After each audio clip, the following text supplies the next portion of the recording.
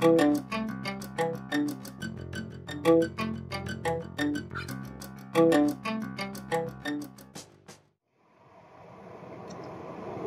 be coming up to, this is the SAS-up part where the NWAA Labs is. I think right around this bend we'll be able to see the first cooling tower of the nuclear plant. Yeah, there it is. So we're almost there. There's the other one.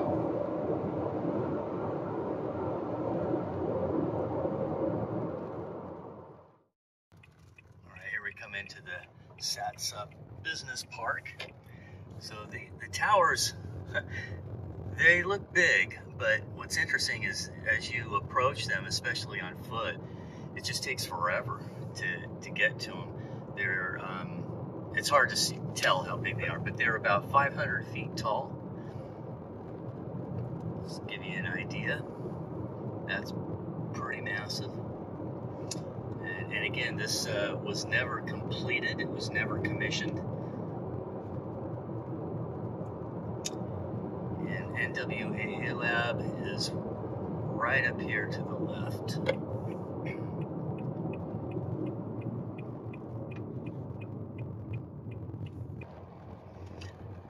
We'll make a right to this tower here. It used to be that you could get in there, but now it's all corded off, and because of the fact that it's falling apart, it's not being maintained, and so pieces of concrete can fall and hit somebody, so they have it all fenced off. In fact, a while back when I was here, I tried to go in there with, take somebody in there to experience what a weird sound, how weird it sounds, and right away security came and said, nope. Again, it's so hard to tell how big this is. It's gigantic, but without anything for reference, I mean, there's some stairs. It's really hard to get an idea of it.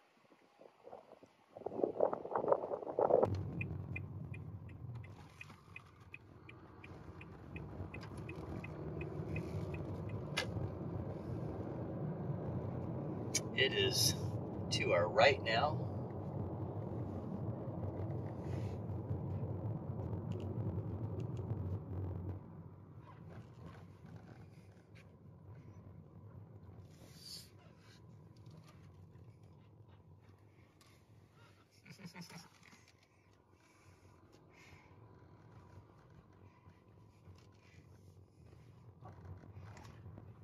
There it is.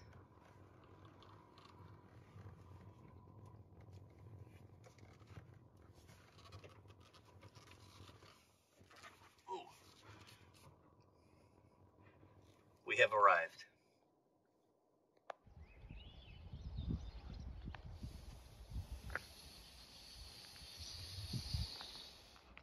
So here we are at the entrance of NWAA Labs in Elma, Washington. We'll do a small little tour.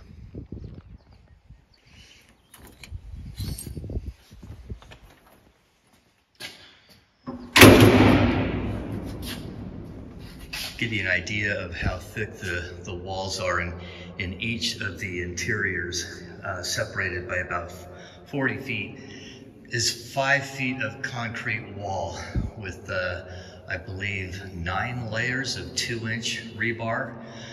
This facility has a ton of concrete. There are so many rooms in these acres it's just cavernous and easy to get lost. Over the years since I've come here, the signage has improved, some of the lighting has improved, and in fact, most of the areas have been corded off. Again, check out, this is a 5-foot thick wall. There's the reactor room. Hopefully you can see that there's it's a giant round room. couple of entrances up here. Very huge space. And the lab, NWAA Labs, is, I think it's a room inside of a room, inside of a room, inside of a room, inside of a room. And it is the reverberation chambers are the floor is floating, the wall is floating, and the ceiling is suspended. Well, a lot of these, it's very easy to get lost in here, and also very dangerous.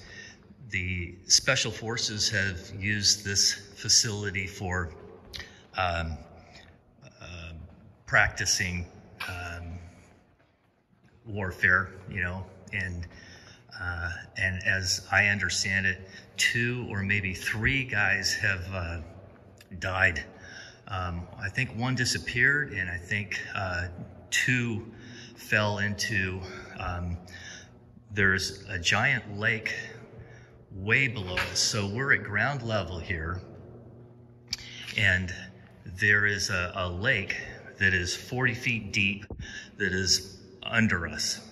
And that is 2, I think 80 feet, I think below us is where it begins.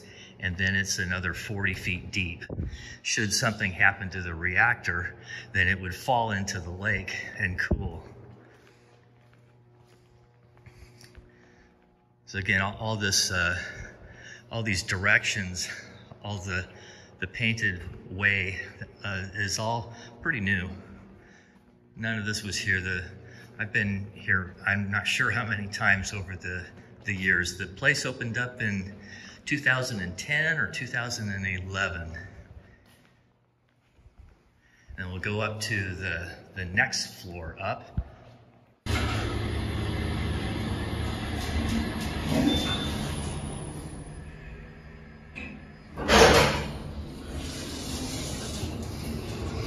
Here we go. Now this is the entrance to the send side, the send reverberation room, where the noise is generated from. There's again, like I say, there's just, you know, gigantic rooms everywhere. Lots of space that could be utilized for different things. This is on the way. This is where the control room for the nuclear reactor is, and now has been converted to the control room for the acoustics lab. Primarily the 2 largest reverberation chambers in the world, and also the quietest reverberation chambers in the world. And this is where I am doing my transmission loss test for our compound, our constrained layer compound.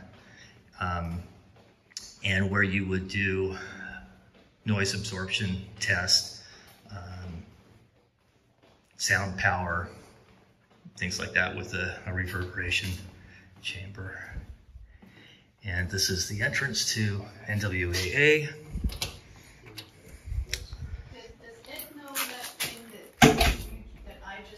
Office spaces back there.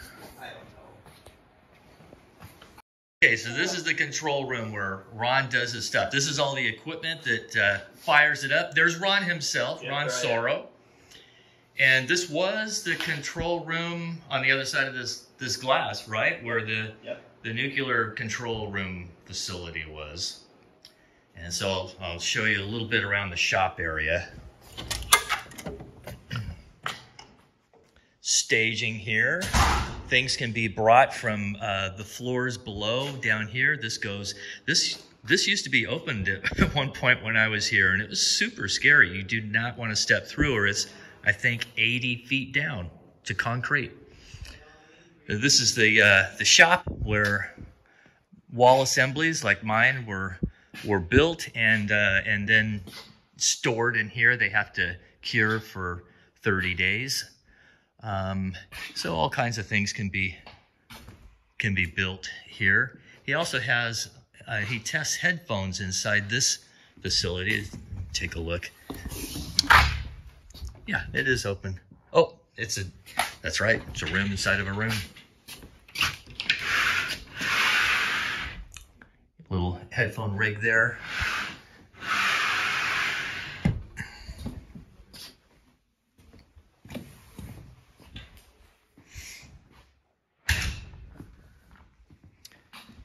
And then there's another back shop back here.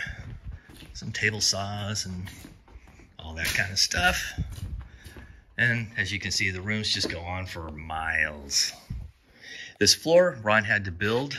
He had to rip out what was here and then put this on top.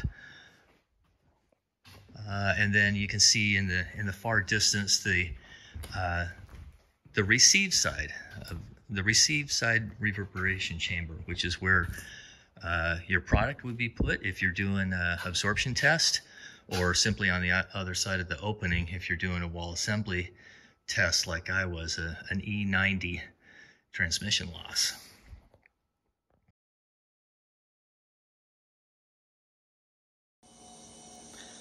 I'm standing in NWAA Labs source room, reverberation chamber. This is there's one of two of the largest reverberation chambers in the world. This room is the source room, and the other largest chamber is on the other side of that opening, which is closed right now, which is the receive side. So this send side, I'm going to flip the camera over. That's the entrance to it. This is the low frequency driver. These are the mid-range drivers. And way up there are the high frequency drivers. And so there's a bunch of them, as you can see. And there's some absorbers in here. The reverberation time in this chamber, as it stands right now, is about 18 seconds, I believe. And without these absorbers, it's about 28 seconds. I can stand back a little bit so you can see the whole room.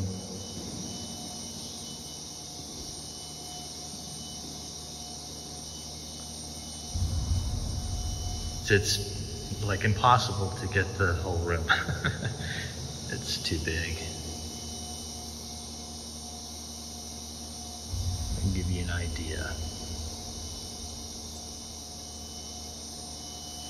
And this is the opening where you would put door assemblies, and, partitions, window assemblies, and so forth.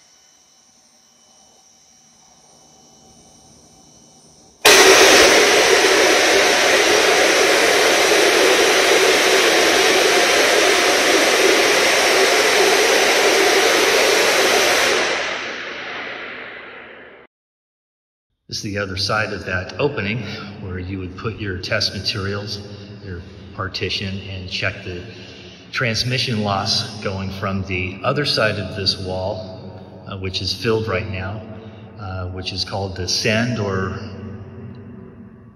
source room. And we are standing in the receive room where you would measure the transmission loss, or you would also use this for measuring material absorption coefficients. And you could hang them, you could put them on the surface, depending on the type of absorption material application. So what that line is there, so you could run lines across and hang flags or banners, ceiling type materials, or if they were wall panels or ceiling, they could be, and surface mount, they would go on the floor.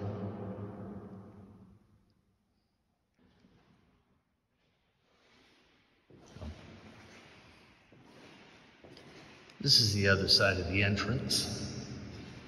These 16-foot doors.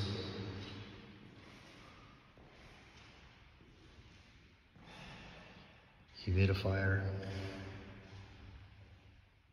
Microphones hanging from the ceiling.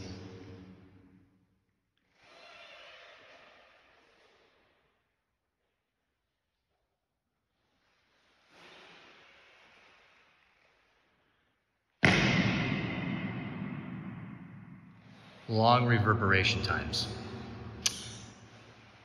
Decahedron speaker up there. Hey!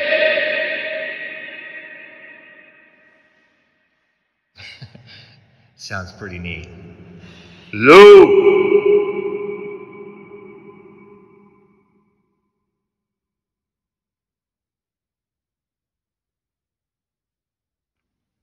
Those doors are 18 feet tall, or I guess 16 feet tall, and weigh about 2,000 pounds a piece, each leaf.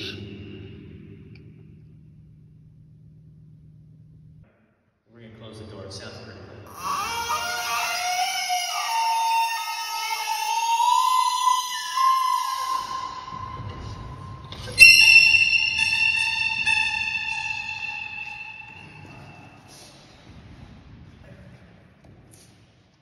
Okay, now we'll open it up.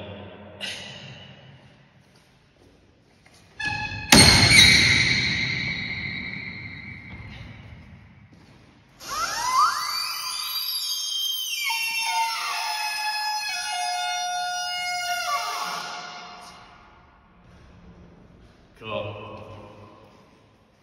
It's really hard to get an idea of scale here, but the ceiling is 80 feet tall, and that arc is 28 feet tall, and there is a Earthworks calibrated microphone every 5 degrees. There's a speaker on top. These wedges down below are 5 feet tall. The turnstile in the middle is precise to 1/10 of a degree in rotation, and you can get a full-blown balloon plot for speakers and or diffusers. And again, to give you an idea of scale, it's so hard to tell that 4 football fields fit inside of what you're looking at right here. It goes way back there. And we've got, let's see, we are 3 floors above. And so I'm gonna walk down here a little ways and give you an idea. This is where the turbines were. In fact, right over here. I'm gonna get up on that guy, or have somebody get up on that and take a picture of me by the wedges, just for scale. So you can get an idea. This goes way, way down.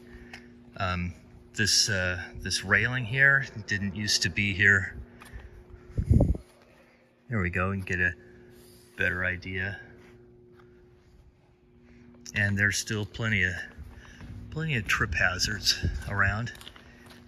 Down here, at one point, they were doing an acoustical test on a semi, and they were, I don't remember exactly what Ron said they were testing, but they wanted to get, I think it was sound intensity around the rig. And so they needed to suspend a semi in the air. And so they used this area over here to do that. They had a guy drive a semi in, and then they these giant cranes up here will hold, I forget how many tons, then lifted the semi. Don't want to drop my phone. That's way down there. So lifted him up and took the test, dropped him back down, and he backed out. So I'm, I guess, about halfway through, and you can see these giant giant cranes, and there's several in the facility. There's other rooms that have these as well, and there's also many gigantic water tanks that could be utilized for testing water infiltration, and or areas where you could do blasting. This place could really become a one-stop shop as far as testing of windows and doors and other acoustic materials as well. You could do, you know, aquatic, blasting, acoustic. Heck, I mean, you could do fire. There's just so much facility here. This is a turntable assembly that can be utilized. Hooked up and to the table up there, and then rotated under the arc with the 19 microphones. And again, that speaker up there blasts sound onto the device under test.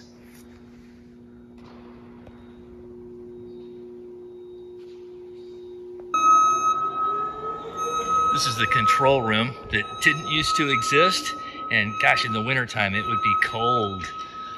So now this is a contained room and where you perform your tests from. Nice and comfy.